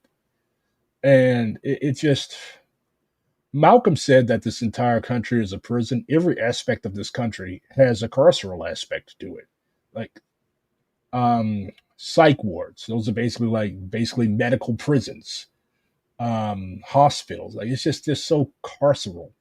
Because why? Because America is a fascist country. Everything is built around control. It's not about healing. It's not about health. It's about control. Like why are we dosing you up with all these psych meds? Because you need to be controlled so that you can have a job, so that you can pay taxes and be a productive member of society. Like there is no freedom to exist. It sucks. But welcome to America. Tyler, you've been quiet. I've heard that before. Yeah. Heard what before? That I've been quiet. Yeah. Sorry. It's been a day. Thanks for having me on. And thanks for doing this. I don't know what has all been discussed, but yeah, our healthcare system sucks. Yeah, our healthcare system sucks. That's why we spent the past 3 months raising money to make it suck less. Yeah. So, so what do you all think our next steps are? Well, as far as this campaign, I think I do actually like what Faust said intrigues me.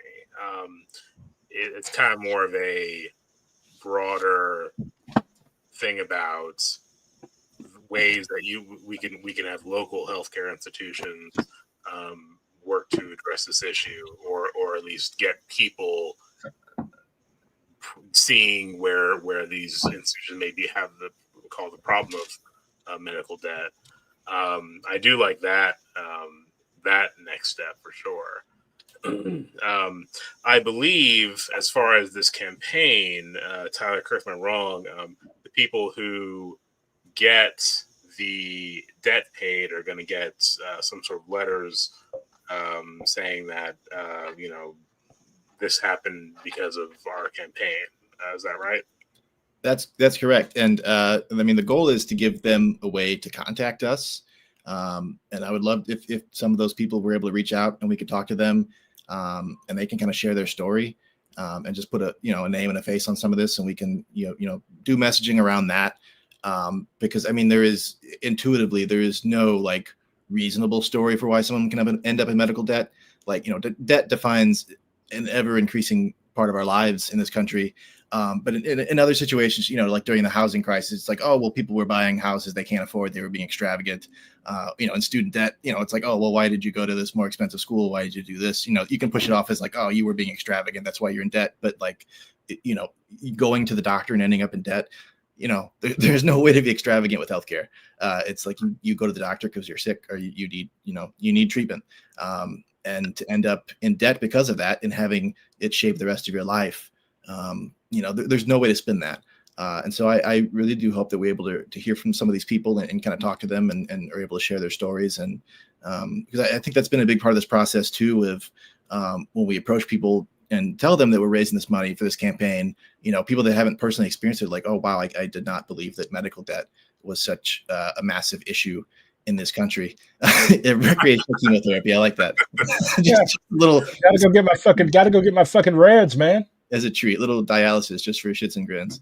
But yeah, it obviously if you've experienced this, you're very aware of that. But a lot of people, just have no concept of just how major this is.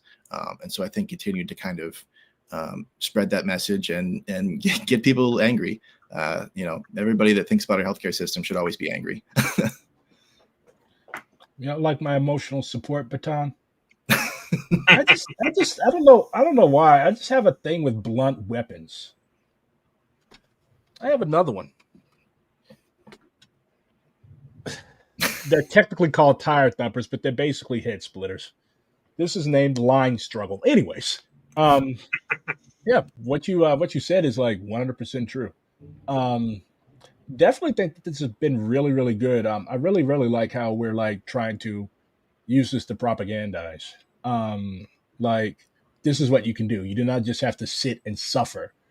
This organization helped you. Well, these organizations have helped you, and if you want to help others, this is what you can do. So I'm just not a fan of. I mean, mutual aid is good, but I'm just not a fan of things that are done like with no real strategy behind it. But we have a strategy, just like any type of mutual aid, like the Black Panthers mutual aid. Why are we doing this? Because survival pending revolution. You cannot make revolution if you're dead. You cannot make revolution if you're reduced to skin and bones because you're starving. You cannot make revolution if you're constantly running here and there like a headless chicken trying to pay your bills. So anything that we can do to relieve the masses, and being a Maoist, like there was actually a huge debate over mutual aid because a lot of people started calling it economism. I'm like, well, how is it economism? Economism is what churches do, and the churches don't give a shit about economism. They do care about helping people and bringing new people to the church. But like I think a lot of leftists, they are unnecessarily dogmatic for no reason. Like there's people fucking dying out here. There's people fucking dying out here. There's people that cannot even live semi decently, cannot even live. There's people out here that are killing themselves because of this debt, because of how extremely expensive it's becoming just to exist as a person in this country. And Oh, go ahead, Dallas. Well, yeah, and I also tend to think that part of what we need to do is to honestly, you basically create a sort of cultural movement as well as a political movement, and I think that's kind of why MAGA, frankly, is where they're at too, because there's been this long project of like building a culture around these ideas. And so I think some of these things that we're doing here, some of the things that previous movements like the Black Panthers did, are in that vein of creating a separate culture away from this very authoritarian and mercantile way of doing everything, and moving towards more of a mutual setup. And I also wanted to say one good thing about this campaign has been, I'm pretty sure this is true of all the chapters, DSA chapters, but we've had a lot of members who joined either November or end of January, right? And this campaign was all the events in Kansas City were to a large degree organized by people who joined in those periods, who had never really done a socialist or community thing before, who didn't believe initially that they could do something like that. They could make decisions for an organization, like this was something, and they did it well. And I think that that's a way to build organizers, and that's something that power to just jump into something and take control of it democratically and run it with it is something that you cannot find anywhere else in the country practically. And so that is something that I think was really good, that we were able to have these new leaders do this, and we can go to some bigger things like some greater political actions or labor actions. Yeah. Everything is interconnected. Everything leads into and strengthens the other things. That's how we work. So it's propagandizing. It is. Is there a mutual aid resource in my city where we can donate to or share for those affected by the tornado? money really isn't what people have been asking for. People have been asking for hands. And one thing that I've noticed when I was up there earlier is that the community has done a lot of the work by themselves. Like all the unks on the north side, everybody got a chainsaw in their garage or in their basement. All you got to do is give it a little oil and let it go. So, like early in the morning, you had old dudes, they were down cutting down tree branches, picking bricks up. You know, St. Louis has some of the objectively the best bricks in the country because like we're at the confluence of two rivers, so really, really, really rich red clay. That's why when you come to St. Louis, you see all the buildings are red because that's the color of the clay that they made them with. But yeah, all over the fucking streets. Like I saw one dude, the um, entire second story of his house was laying in his front lawn. But um, like main thing that's needed is hands, and there's plenty of hands here. Like I saw people who probably never, ever, ever have been to those parts of St. Louis up there because like that's what you do. Like you don't just sit and let people suffer. And St. Louis has always been like a very, very, very close knit city. Like I could tell instantly whether a person is from here. Um, so yeah, it's dope. It was It's I really wanted good. to say I wanted to say fun, but my knees are not having all that much fun. But um it's necessary work, and we had a lot of DSA people could turn out. We had some SRA people. I'm also a member of SRA. We had some PSL people that were working a bit further south, but it's shit like this that builds not just left unity, but unity amongst the people. This is what builds a united front. Like we don't just let it sit and let our neighbors suffer. Just That's like right. just like this medical debt campaign. Why? Ultimately, in the final analysis, did we do this because it's the right thing to do? We did not do it for our own aggrandizement. We did not do it to bring prestige to DSA. We did it because it's the right thing to do. Helping people is the right thing to do. That's what socialists, that's what communists, that's what anarchists, that's what whatever flavor of leftist you are. That is what we do. Yeah, I think that's awesome. I think it's important to establish links with the actual community that you're serving. And it sounds like you were able to do that. And I think that we've been able to do that with our campaign. Yeah. Yeah. This is it's also helped bring all of the Missouri DSA chapters together. Like we got 3 chapters in this state. We have to collaborate. We have to work together. We also got chapters in Southern Illinois. We did a socialist night school on the Mass line a few months ago. We had people from SEMO, Southeast Missouri State. They were SDS people, but a lot of people from DSA Southern Illinois. They came out to learn and hang out with people from St. Louis. So we definitely have to visit each other more. We definitely have to work together more because when we're all siloed off, I mean, you can still get stuff done, but many hands make light work. Yeah, and we did discuss the fact that we do have a maniacal state government that is run by a bunch of thugs who don't want us to do anything. So we kind of have to fight back on that scale. Yeah, it is fucking wild. Like, how can you, when the people in your state vote on something, that should be like the fiction that America is a democracy just erodes more and more every day. Like, if the people in your state vote on something, why would you have a bunch of uh, farmers and former cops and other freaks like this? Be like, you know what? Nope. Well, This is because what we're doing. they've gamed the system so that they don't need the rest of the state. They just need their little gerrymandered polycules of the state. Polycules. So, or whatever, like, that's not the right word. But, Yeah. And so this is but this you know is what I'm saying? So, like, they don't really have to worry about democracy. So then they act like tyrants. yeah. I think that's the first time the word polycule has been uttered on the screen. But not the last. Oh yeah, the fucking yeah. If I keep streaming with you motherfuckers, we'll end up being a polycule. Anyways, oh yeah, the police, all they did was, well, the police, I saw one huffing and puffing because he moved like one little bitty 12-pack of water. I'm like, bro, you better not ever have to chase nobody. You'll be dead, which may be a good thing. But they were hogging the fucking buffet table. I'm like, are these pigs really finna eat up every fucking thing? And Wilcox was like, of course, they're pigs. Like, oh, just come, then cut down tree branch, just eat up every fucking thing. Very, very good. Oh yeah, they were constantly like circling the block. This is the St. Louis City Sheriff's Department. If you need food or water, please come outside. Yeah, fun times. BRG, can I ask you a question? Oh, is it a personal question? Because I don't want to. No, about the St. Louis police, I guess.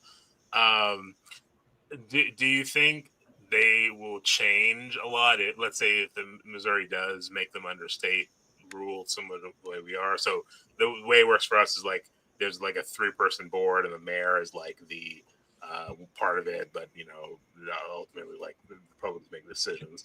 And do you think? But do you think? Like, I guess in your case, the city is kind of running the police fully, allegedly. Do you think Yeah, that? Do you think the way they behave would change much? it'll probably get worse.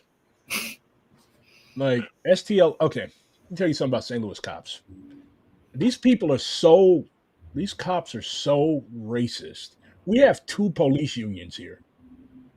We've got the St. Louis Police Officers Association, which is the white cops. They used to be run by an absolute fucking imbecile named Jeff Rorta. And then you've got the Ethical Society of Police, which represents the black and I guess the progressive white cops or something like that.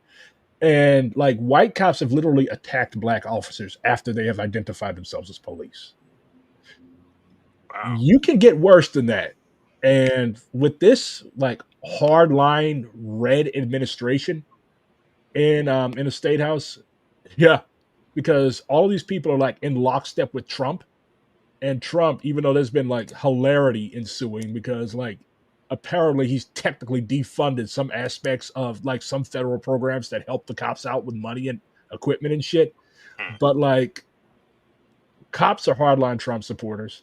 This administration is hardline Trump supporters. So like you literally have people that are making hay around pardoning Derek Chauvin, which isn't going to happen because he still owes the state of Minnesota 22 and a half years, if I recall correctly. But like, this is a hardline police administration. So under these people's control, under the control of the Republicans from places like Dunklin County, like what's going to happen is you're going to have more killings. You're going to have cops getting off for the killings because I don't know how they're going to do like the whole investigation process or shit like that if we go back up under the state. But chances are they're probably going to have a fucking blank check to shoot and do whatever the hell they want to do.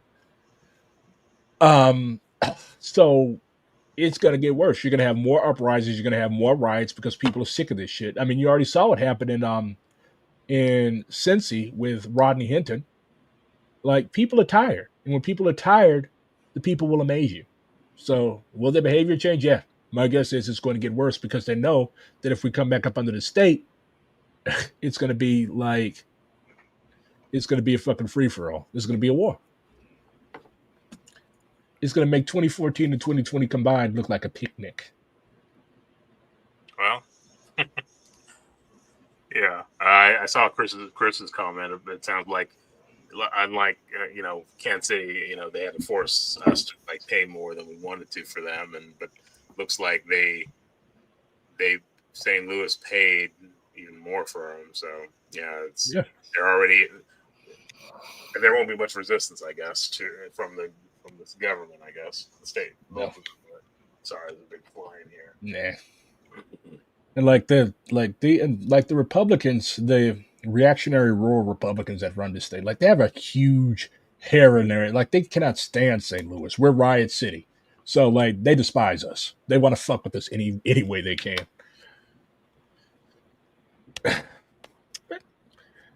Struggle's never easy.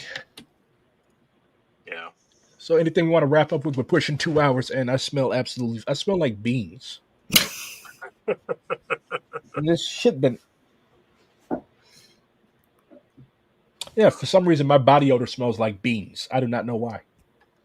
So anything we want to wrap up with? Harper, Tyler, Dallas?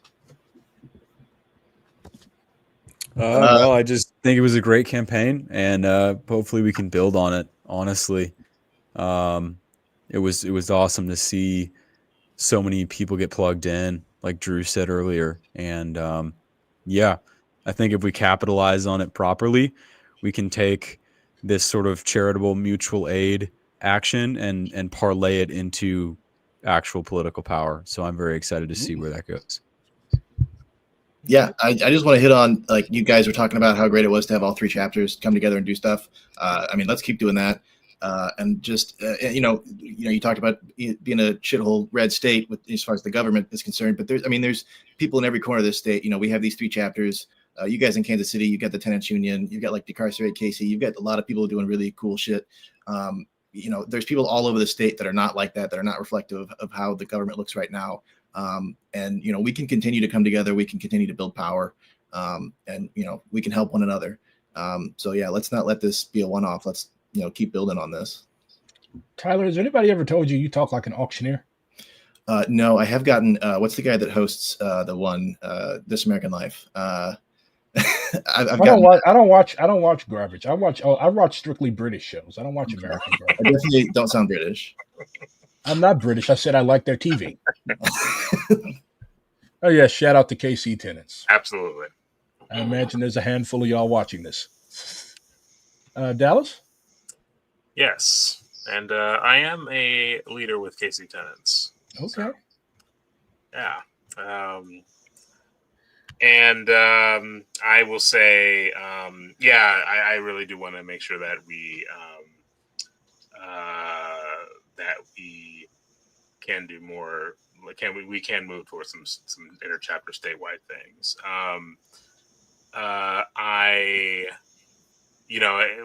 When there's the Kansas City, when the police budget vote happened, where they the state, basically the whole state voted on increasing Kansas City's police budget. There was a section in the southeast of Missouri that didn't vote for it. And I've wanted to someday see what's out there. Like what people out there are thinking that they I know that there is a good black community down there for one, but point of order. This is a stream, not a meeting. Well, if you're asking a question, Gregory, it's point of information. We established that a little earlier. Before I say the other thing I wanted to say, Tyler, do you know if No, there have been like an outside group that has like come to kind of try to get that going, but I don't think that it's really gone anywhere. But it's definitely a place that would be ripe for that, because the landlords here are just as shitty as they are everywhere else. But as far as I'm aware, nothing like that exists right now. Landlords in college towns always are more horrible than the median. The last thing I wanted to say was thank you, BRG, for organizing this. This was a great experience, and I'm glad we got to have this little celebration of the campaign. Do you all accept the overlordship of St. Louis? That's what we gathered you all here for. There's guys with there's comrades with machine guns outside ready to slaughter you all if you don't accept our overlordship here and now. That's why this may be a bit too far. We do have a barbecue over here, so I don't know. We have to. Not happening. And we're catching up to you at DSA and St. Louis DSA membership too. So we'll see. We're coming up to you. Build a giant ass arch and we'll talk. Honestly, I will sell y'all that fucking thing for $1. I hate it. I will happily give y'all the arch if we could have a decent fucking transit grid here. Have you seen there's this old sci-fi show called Defiance, where it's like aliens basically land a terraforming thing on the planet, it blows up the planet. Anyway, basically it levels the thing is it levels St. Louis. Basically, and then people. Why would you want to level St. Louis? There's literally it's like a calamity. They have a war, and then it blows up, and then they're stranded on the planet. They have to live together. But anyway, the story is it basically St. Louis is basically leveled, but the arch is left standing. And that's because the aliens are colonizers. Of course, they leave a monument to colonialism. The aliens that come back and they rebuild the city and they call it Defiance, basically. That's. They built another city on top of my city. Well, they built around the arch, basically.